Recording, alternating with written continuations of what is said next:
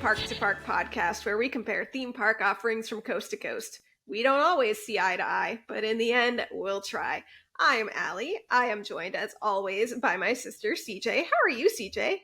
Hi, I'm doing well. How are you? I'm doing great. Do you know why today is special? I do, but I'll let you share. It's Disneyland's birthday! Ta-da! Ta-da! 68 years old today. Wow. Of course, it won't be Disneyland's birthday when this comes out, but it is Disneyland's birthday today when this episode is being recorded. So everybody wish Disneyland a happy birthday. We'll allow you a moment to do that. Okay, I blew out the candles. Thank you, CJ. I appreciate that. So, what are we talking about today, CJ? Well, today we're going on some of the more intense coasters here at the Disney parks. We're heading on over to Hollywood Studios for Rock and Roller Coaster and California Adventure for Incredicoaster / California Screamin. Yes. If you have been listening to me for parts of this podcast, you will know that I like going fast and I like going upside down. And I think it's safe to say that California Screamin, when it was California Screamin, was the ride that introduced me to how fun it is to go fast and go upside down. But we can save that for a future discussion. In the meantime, CJ, tell me your favorite thing. That's the wrong sheet. Tell me your favorite thing about Rock and Roller Coaster. Okay, Rock and Roller Coaster. Let me paint a picture here. It's November 2014. Me and Devin's first trip together to Walt Disney World. And I was determined to go on every single ride. And I was terrified to go on this ride because prior to this, I'd done Windjammer at Knott's Berry Farm, California Screamin, obviously, and Montezuma's Revenge at Knott's Berry Farm. Those were the only loop rides I'd ever been on. None of those have a corkscrew, as far as I'm aware, or any kind of inversion. So I had built this ride up in my mind to be terrifying, and I was sure I was going to get sick. Okay, I did not get sick, first of all. But the whole time in line, my heart was pounding. I was so nervous. Poor Devin hung in there with me and told me it'd be okay. So all that said, my favorite thing is that it was my first intense coaster. And really, it's a lot of fun. And I had a lot to be scared of, but now I'm not scared anymore. I worked it up so much in my mind. It's really not that scary. It's just fun.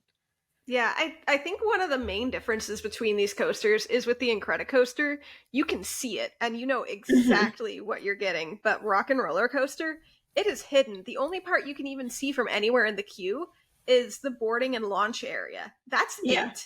Yeah. So yeah, you try to watch POV videos on YouTube, and it really doesn't give you what the experience is. So I think part of that mystery built it up for me, but I really like it. It's a lot of fun. You got to find that low light POV. Yes. So Alli, what's your favorite thing about Rock and Roller Coaster? Give me all of the thrills, give me all of the upside down, give me all of the high speed. I love that this is a roller coaster. Yeah, it really is. So CJ, what about Incredicoaster? I love how smooth that ride is. It's, they try to make it look like a wooden coaster, but it's not wooden, so it has that smooth quality. And I also really like the views you get, not just of the park, but the surrounding area. Yeah, I noticed when I was watching the ride through, because I've only been on it as Incredicoaster once. I noticed when watching the ride through, I was just like, oh yeah, you get all the really cool views. Mm-hmm. So you and I have a lot of good memories of going on this ride. It was our ride, you, me, and Crizzle, and our friend Lee, that we forced him to be our friend. He worked on this ride. And so often we went on this ride. We made friends with the cast members, Lee, particularly Lee.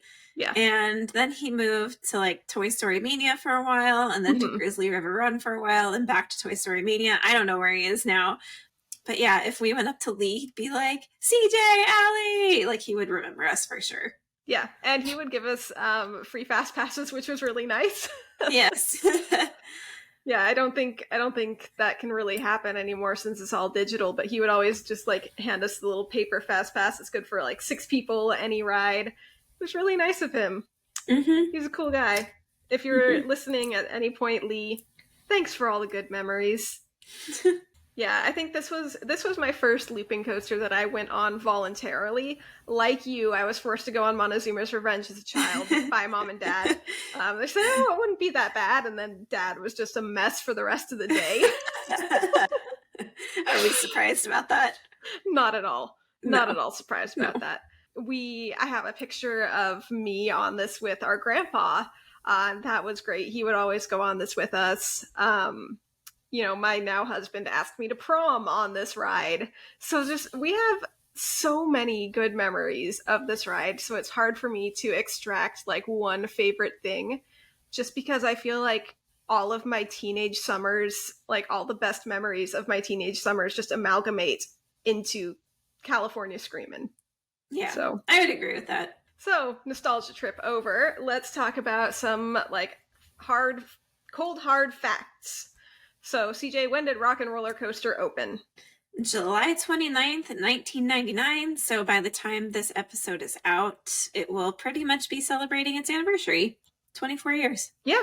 California Screamin opened February 8th, 2001. It closed on January 8th, 2018, and reopened June 23rd, 2018, rethemed as the Incredicoaster. So that's an opening day attraction then for California Adventure. Yeah. Yes. And I learned something interesting. I guess I'll go over that in the fun facts section. So, okay. Fun facts about Rock and Roller Coaster first. So this ride accelerates from 0 to 57 miles per hour in 2.7 seconds, and it is not the fastest coaster in Walt Disney World. So, but what you do is? Well, first of all, Test Track goes 64.9. Oh, right. That makes sense. I don't remember what Tron does. I don't remember. And I think we talked about it when we did our Tron review, but I don't remember if we... I'll look it up. Okay. As you're accelerating, you experience 4.5 G-forces. So that's like a pretty strong G-forces there. And there's just over 3,400 feet of track. The whole name, like the whole title of this ride is Rock and Roller Coaster Starring Aerosmith, and Aerosmith was there at the opening, which is pretty cool. And when you walk up to the ride, you'll see a Fender Stratocaster guitar right out front, and that guitar is 40 feet tall. Disneyland Paris opened their own version of this ride in 2002, and it's the fastest roller coaster in all of Paris. I did see one website that said it was the fastest in all of France, but at the very least, fastest in Paris. That version of the ride is now Iron Man themed. So if you want to go on an Iron Man roller coaster, head over to Disneyland Paris. In the pre-show, there's also an outdoor version of this ride at a theme park in Holland. I believe it's called Walibi. So if you want to see like a POV of the ride experience, you can go look that up. I believe it's called Express, like without the E, just Express. But they don't have like any music or anything. There's just like a launch tunnel and then you're outside. So it's definitely different. So there's a pre-show where you'll see Aerosmith and their manager, and the person playing the manager is Ileana Douglas. I guess she was in an episode of Seinfeld. All right. The electrical box in the loading area features the address 1401 Flower Street, and if you are like a Disney superfan, you would know that as the address of Walt Disney Imagineering in Glendale, California. On December 17th, 2015, Hollywood Studios hosted a special event to promote the release of Star Wars The Force Awakens. So they kind of switched over the ride to be Star Wars themed. Right now there's like music posters in the queue, but they switched those to Star Wars movie posters. And then the music switched from Aerosmith to music from the movie. And they also held this event again on April 14th, 2017. Interesting. Yeah, I have not experienced either of those, but if they do it again, I'm going to try to make it since we live here now. So fair enough. Tron, I didn't find an exact number, but it says just under 60 miles an hour. So Test Track still takes the cake for fastest coaster in Walt Disney World. Yes. Cool. So the Incredicoaster goes from 0 to 55 in 4 seconds. So a little bit longer to get there and a little bit slower overall.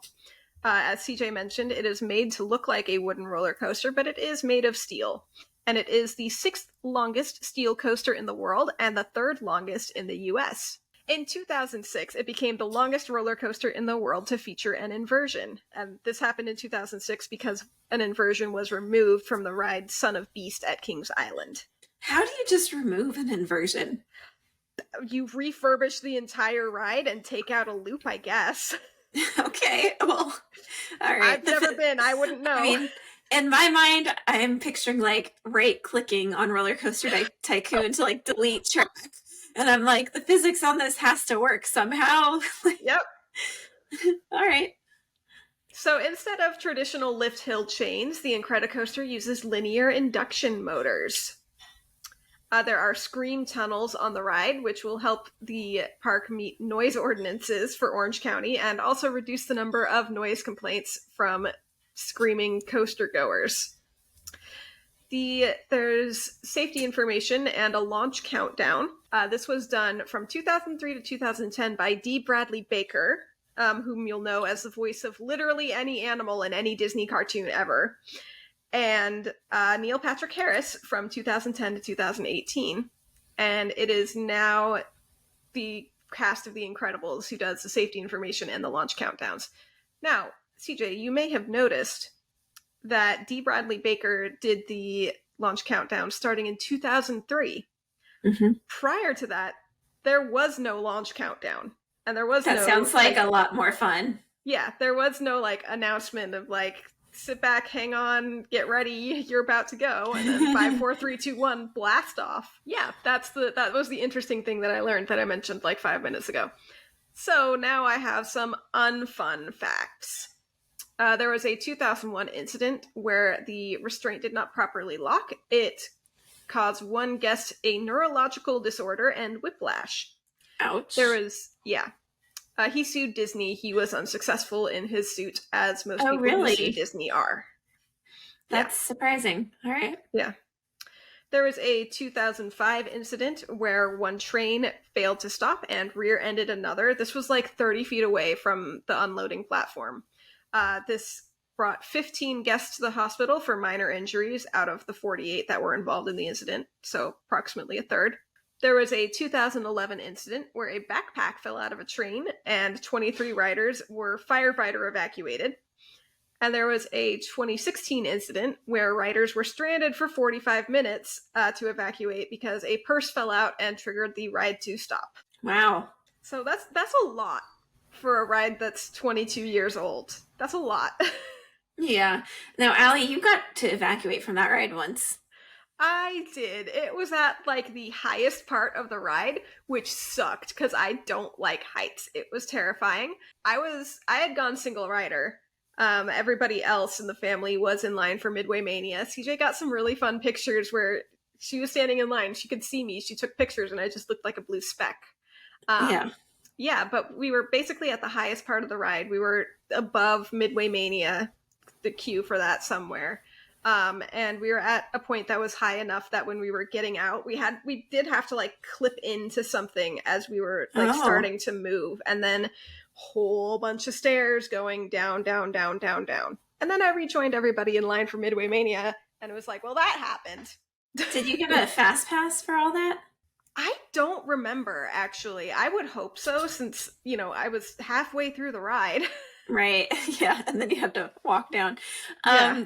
I have another question for you. Do you know where the hidden Mickey is on that ride? I know where the Mickey used to be. I don't know of any hidden Mickey. I don't know a hidden Mickey on this ride. Do you want me to tell you or give you a hint? Vague generalization would be good, and see if I can figure it out. On the ground, can only be seen on a very specific part of that ride that is unique to Disneyland. I would guess then that it has to do with the configuration of the Toy Story Mania exit shop. Am I warm? No. I'm cold? Okay, then I have no idea. Do you want me to tell you? Could I find it on Google Maps if I turned on satellite view? I'm not sure if it's that detailed. Okay, fair enough. Google Maps is that detailed. Do you want me to tell you? Which side is it on? What do you mean, which side? Like, is it on the, Maliboomer side, or is it, near the entrance exit side, or is it somewhere in the middle? It's somewhere in the middle? Mm-hmm. No idea. No idea. You can tell me. If you are a listener who does not want to hear, go ahead and, mute for the next 30 seconds. Okay, when you are on the loop, look at the ground. So look up, so you're looking at the ground. And there's a support beam that goes into the ground, and then there's 2 circles right above it to make a hidden Mickey. Okay. Yeah. That's interesting. I never would have guessed that. I was thinking like, you know how Expedition Everest has the like big hidden Mickey. Yeah. So I was thinking something like that with like the geography of the park. No. Would That's never a good guess a guess, though. support beam. Yeah. Yep. I got a picture of it once. I don't know where that picture is, but I had my camera on like the strap, and I took a picture when we were upside down, and I caught it. So let's move on to the location and land. Okay, so Rock and Roller Coaster is in Hollywood Studios. It's on Sunset Boulevard. It's the back left, like across from Tower of Terror, kind of, right next to Lightning McQueen's Racing Academy. And the Incredicoaster is in California Adventure in the Pixar Pier area. If you are approaching Pixar Pier, you can't miss it because it stretches all the way from one side of the pier to the other. But if you are looking to actually go on it, the entrance is on the left side near Jesse's Critter Carousel. And the Cookie Num Nums, which is like, I have like seen that once in my life, and I was like, oh, cookies. When I was Have you had one before? I have not had one before. Okay, I had my first one a couple weeks ago at Hollywood Studios because they have them there too. They're pretty good, but they're more crumbly than I was expecting. Okay. Also, they're like really thick, so if you get one, plan to share it with somebody else, like possibly 2 or 3 other somebodies. I'll be there in like 4 months, so maybe we'll get some Cookie Num Nums. Well, there you go. Yeah. All right, let's talk about the queue and the exterior. CJ, Rock and Roller Coaster.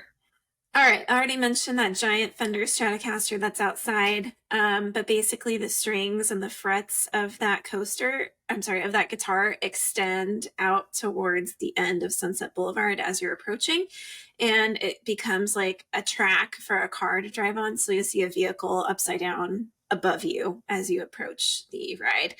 The ride building itself is pretty nondescript, aside from the obviously giant guitar as well as a giant poster of Aerosmith, but it's like basically a beige square building.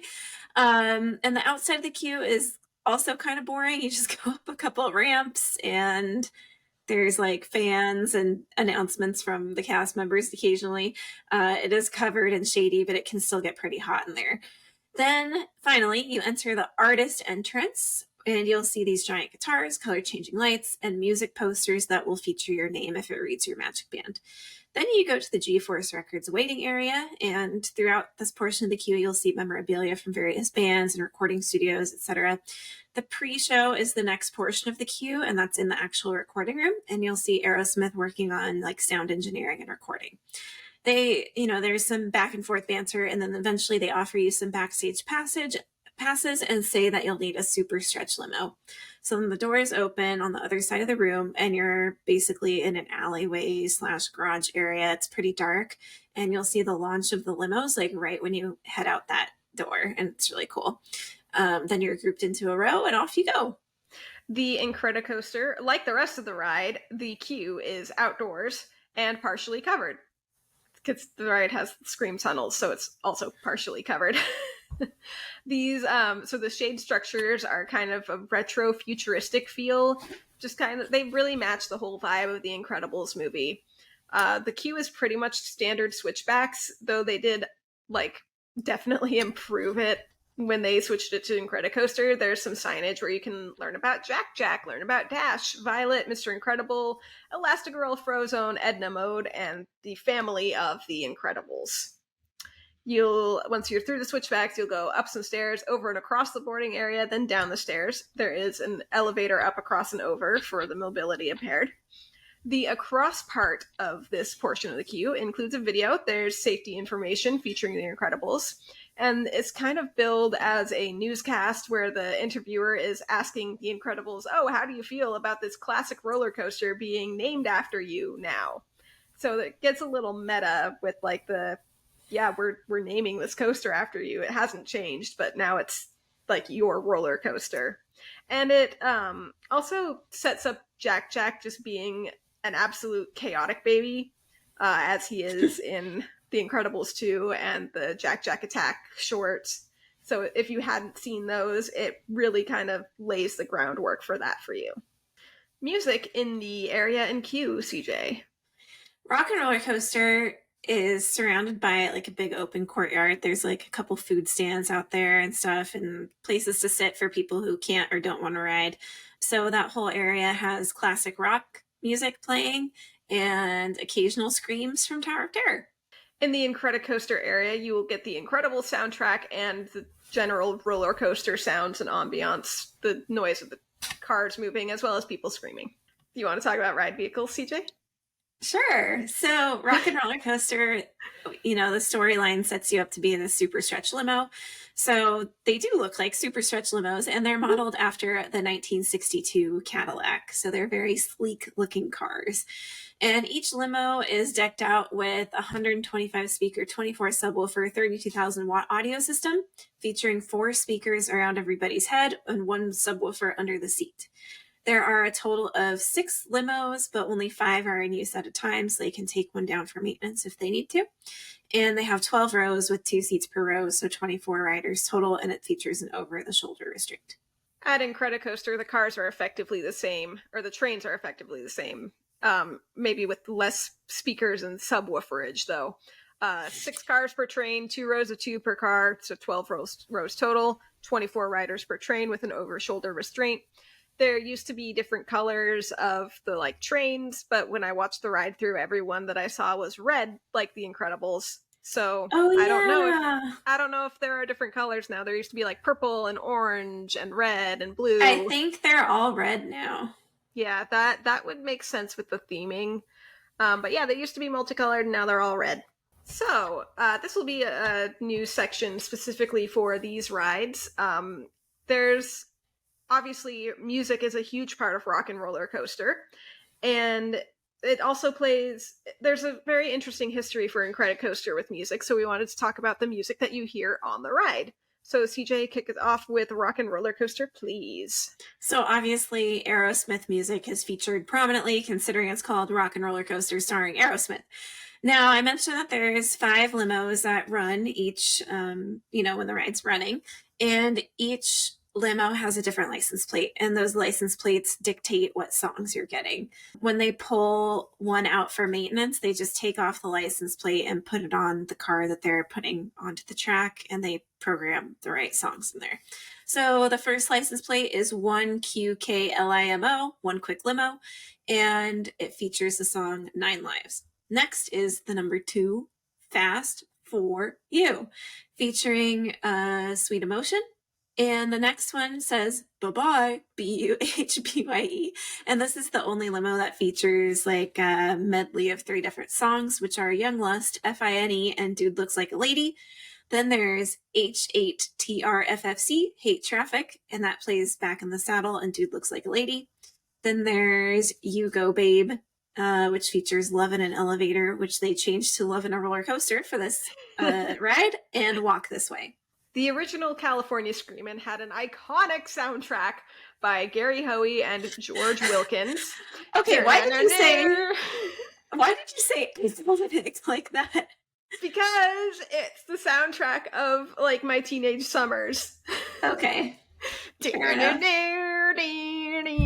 Anyways, so it kind of evoked the feelings and emotions of surfing, because that was the original storyline of California Screamin, was this is surfing. You wipe out when you do the loop. You've got the bunny hills. So yeah, it really evoked the right feelings.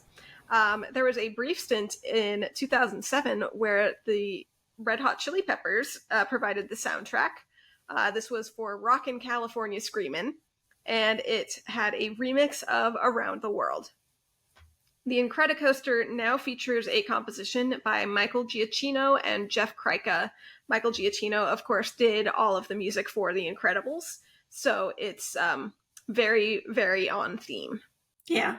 What was your... You know what? Save it for our showdown. Okay. The general storyline and route of Rock and Roller Coaster, CJ. So for this ride, you're going to an Aerosmith concert and you're basically traveling along the Los Angeles freeway at really high rates of speed in a super stretch limo. You pass by some iconic Los Angeles sites and freeway signs. So you'll see like the Hollywood sign and the famous like donut sign, that shows Randy's Donuts, shows up in all the movies and stuff. Mm-hmm. It features 3 inversions, 2 rollover loops, 1 corkscrew, and the ride lasts about a minute and a half, maybe a little less than that. And on the Incredicoaster, when you're going around the corner from the loading area, there's a little screen. Well, it's not little, it's actually quite large. But you see Edna, and she's dealing with Jack Jack, and she just kind of casually says, "The baby is gone." And, that's obviously Jack Jack is a baby. He can't just be gone. So that's a problem. So you get to the launch area, and you get the countdown. And then you go into the coaster. And from the Disneyland website, baby Jack Jack's superpowers are causing chaos as he teleports from tunnel to tunnel, and the Incredibles sprint into action to save the day. Buckle up for an exhilarating ride around Pixar Pier. The ride duration is 2 minutes and 36 seconds. All right. What happens when you get off the ride at Rock and Roller Coaster, CJ? So you disembark at a VIP area. It's got like a white tent with like lights overhead, so it looks like you're like on you get off and you're walking a red carpet. It kind of reminds me of like if there was a Hollywood premiere and it happened to be raining, they put up a fancy white tent. So you get off there at like the VIP area, you go scan your Magic Band for your PhotoPass pictures, and then you're in a gift shop. And when you exit the gift shop, you like go down this ramp and the bathroom is like right there, which is really great because it's usually a long wait, and or people are not feeling that great after this ride. They have a weak stomach. Fair enough. For the Incredicoaster, depending on the side that you exit from, because there are 2 boarding areas. So if you exit on the right side, you go up the stairs, past some really cool Incredimurals, past the across part of that entrance queue, and down some stairs to the PhotoPass area. If you exit on the left side, you just go down a couple steps and to the PhotoPass area. All right. They both have height requirements of 48 inches.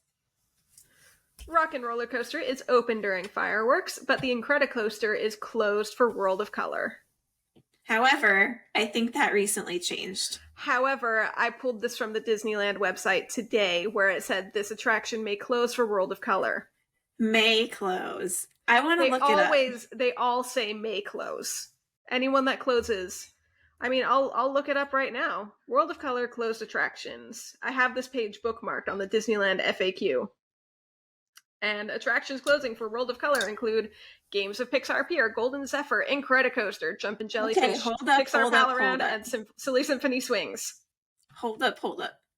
May 5th, 2023 from the Orange County Register. Disneyland to run Incredicoaster during World of Color. Okay. Well, I'm just saying. There's been an update. This is undated from the Disneyland website. And what I read today on the Incredicoaster specific page said it may close, so. I know, but they just recently started this because there's a new World of Color show. Anyways. Well, they're both open when it rains. Yeah, I think, for Incredicoaster, back when it was California Screamin, I've seen them close it in intense rain. Yeah. And I've been on it when it's sprinkling and it hurts your face. So I don't recommend it, honestly, during the rain. I mean, if it is your only chance to go on this ride, do it. Okay, I just remember having my eyes closed because water hitting your eyes when you're going 55 miles per hour or however fast as you're going, that hurts.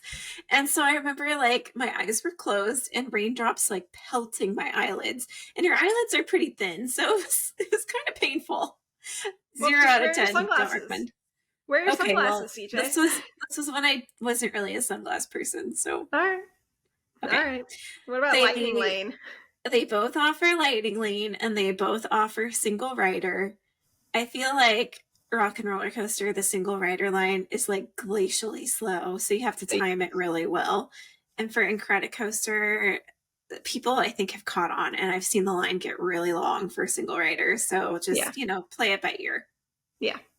Now that we have the facts laid out, it is time for the final showdown. Will we see eye to eye? Does one side stand out above the crowd? Rock and Roller Coaster versus Incredicoaster. It's the coaster battle! So, CJ, what do you think? Okay, I'm very, very torn about this for a few reasons. Yeah. Number one, I don't like the Pixar Pier makeover and the addition of Incredibles onto this ride. I don't think they need to. They like fully enclosed some of the partially closed tunnel sections. The screen tunnels, yeah. Yeah, so it ruined part of the view. And yeah, you see the characters, but you're going so fast you don't really see them.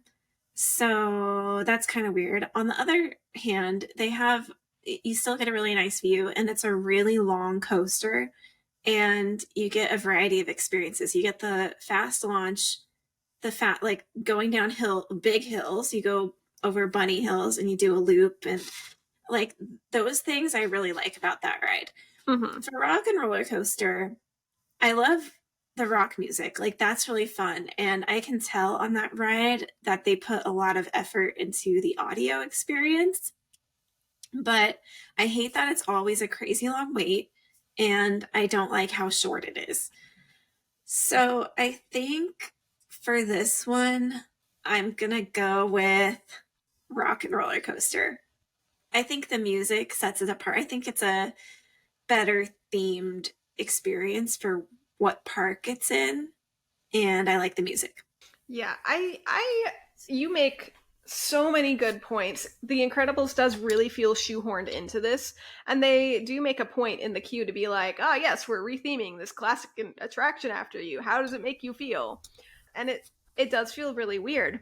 It does get points for being a really, really great coaster, and for being a really good and like thorough roller coaster.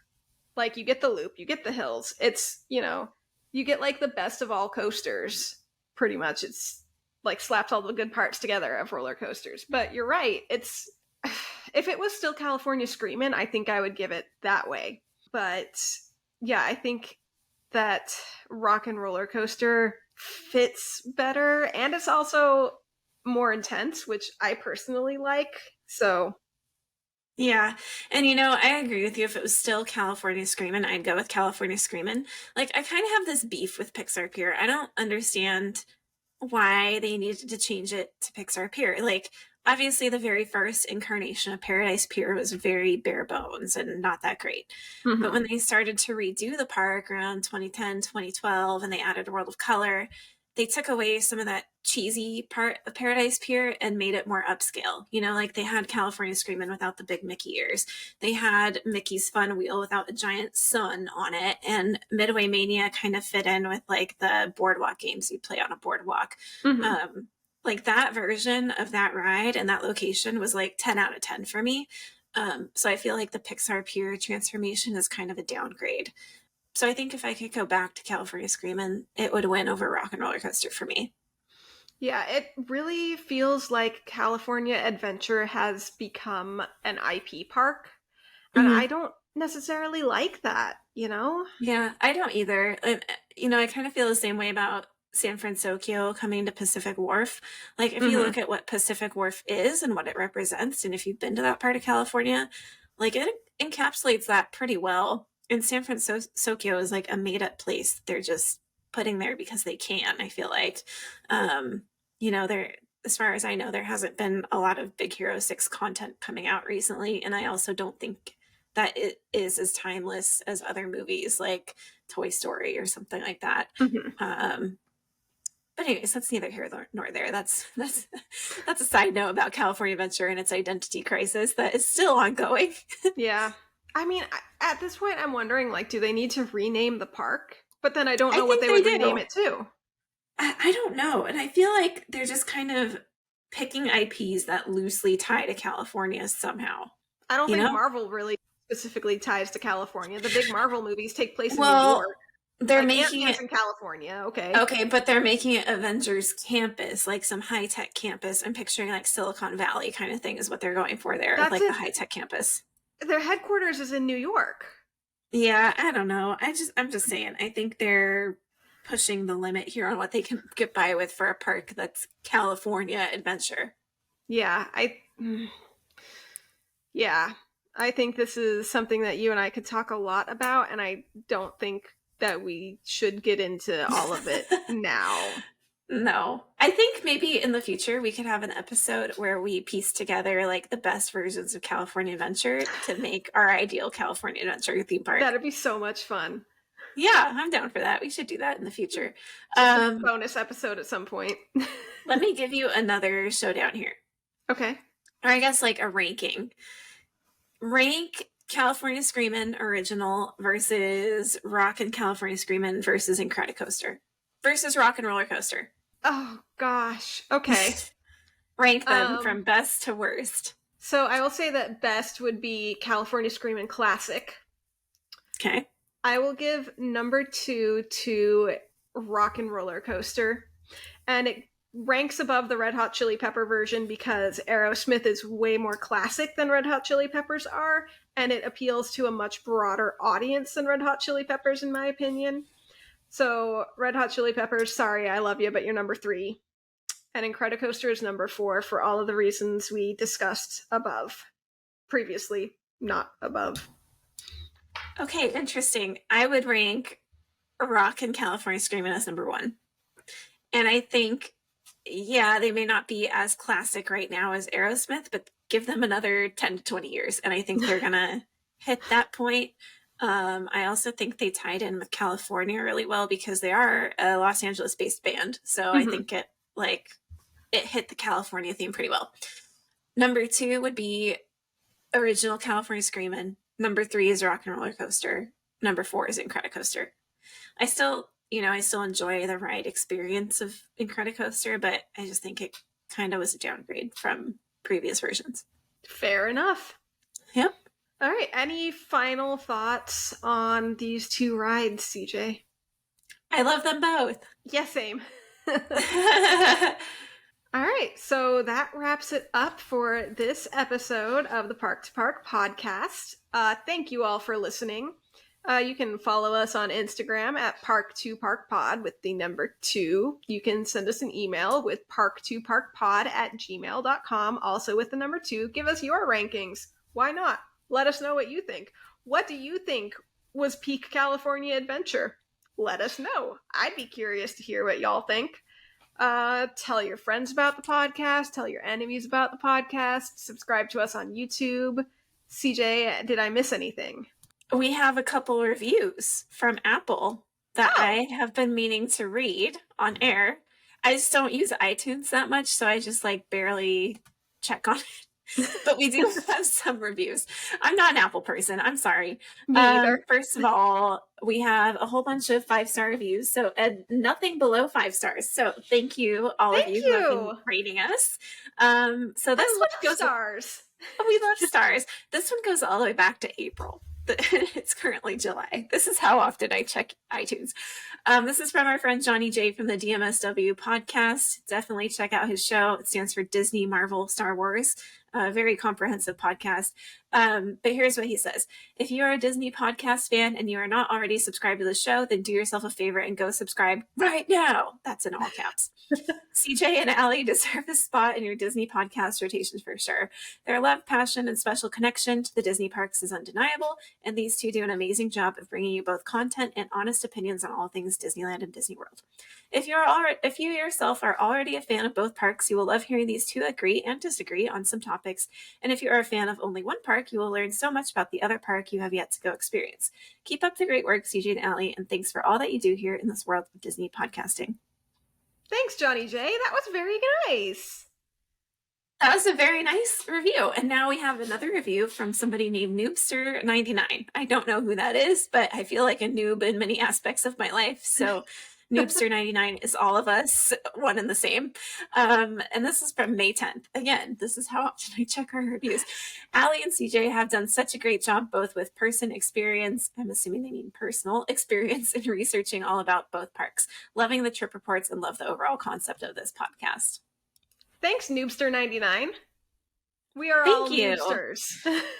Yes, we are. We're noobsters right along with you. Yeah. And I've also gotten some feedback via like personal messages and DMs and stuff from friends that I know that you don't know, Allie. So thank you guys again for your positive feedback. It really keeps us going here, and we're having a good time talking about Disney. Yeah, thank you all. That warms my cold little heart. Wow. Okay, on that note, leave a review if you want to, and we'll read it on air. Subscribe wherever you listen to podcasts. Tell your friends and tell your enemies about the podcast, and don't tell them if they're an enemy or a friend. Yeah. And the more stars, the better. We do like stars.